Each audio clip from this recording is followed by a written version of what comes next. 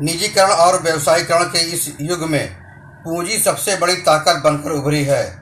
इसके फायदे कम हुए हैं, नुकसान ज़्यादा।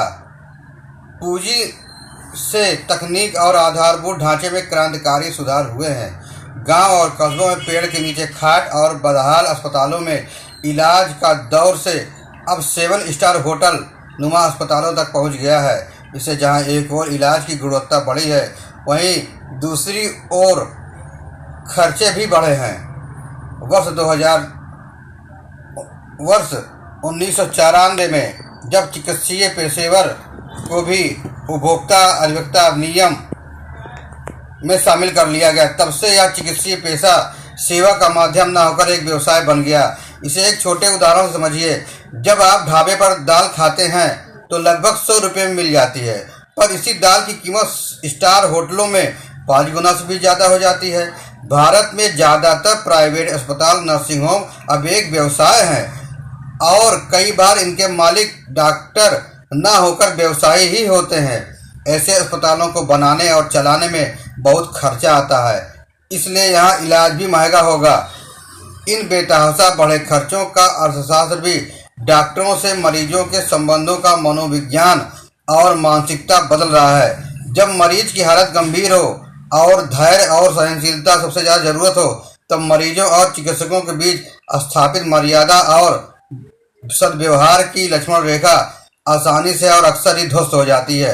कारणों की तह में जाए तो एक तथ्य यह भी सामने आया कि 10-10 साल चिकित्सीय शास्त्र के हर गूढ़ और गहन तथ्यों को समझने बूझने में लगे डॉक्टरों को मरीजों से उचित व्यवहार से संवाद करने के लिए बिल्कुल भी प्रशिक्षित नहीं किया जाता। पढ़ाई के दौरान इन चिकित्सकों को प्रशासनिक प्रशिक्षण और कानूनी प्रशिक्षण भी नहीं दिया जाता, जिसके कारण आगे चलकर इन्हें मेडिको लीगल व प्रशासनिक दायित्व निर्वहन करने में भी परेशानी का सामना करना पड़ता है। इसलिए Indian medical association Indian engineering services की तर्ज पर इंडियन मेडिकल सर्विसेज IMS की मांग कर रही है। एक बड़ा कारण जो डॉक्टर और रोगी के रिश्तों को प्रभावित करता है वो है डॉक्टरों की कमी। 2018 की नेशनल हेल्थ प्रोफाइल रिपोर्ट के अनुसार भारत में प्रति 11,082 जनसंख्या पर एक एलोपैथी चिकित्सक है, जो कि विश्व के स्वास्थ्य संगठन के मानक 1000 जनसंख्या पर एक चिकित्सक से 10 गुना कम है। काम के बोझ से जुड़े तनाव तो इस सेवा का हिस्सा बन ही चुके हैं। इन दोनों छोरों पर भी बड़े सुधार की तत्काल आवश्यकता है। एक अन्य कारण जो चिकित्सक रोगी के संबंधों को बिगाड़ रहा है वह है समाज में बढ़ती उग्रता।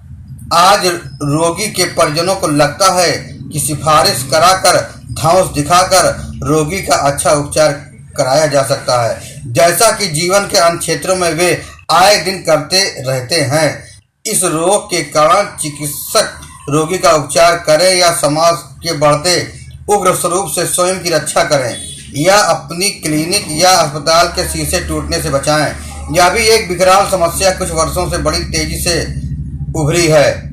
किसी रोगी की यदि उपचार के दौरान मृत्यु हो जाए तो तुरंत आरोप लगता है कि डॉक्टर की लापरवाही से मरीज की मृत्यु हो गई, जबकि सच्चाई यह है कि कोई भी चिकित्सक क्यों चाहेगा कि उसके मरीज की मृत्यु हो जाए या वह ठीक ना हो। प्रत्येक चिकित्सक अपने ज्ञान और जानकारी से रोगी को ठीक करने की कोशिश करता है। जीवन या मृत्यु चिकित्सक के वश में नहीं है, अपितु ईश्वर के हाथ में है। इन्हें तो केवल धरती का भगवान कहा जाता है।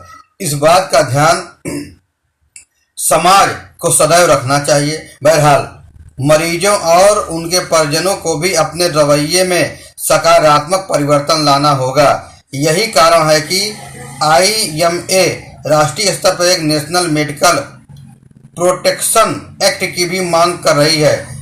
डॉक्टरों से उनके रिश्तों की पूरी तरह से व्यवसायिक हो, फिर भी उसमें आत्मीयता, मानवीयता, परस्पर सम्मान का होना नितांत आवश्यक है। फिर मिलेंगे नई जानकारी के साथ, नई खबरों के साथ।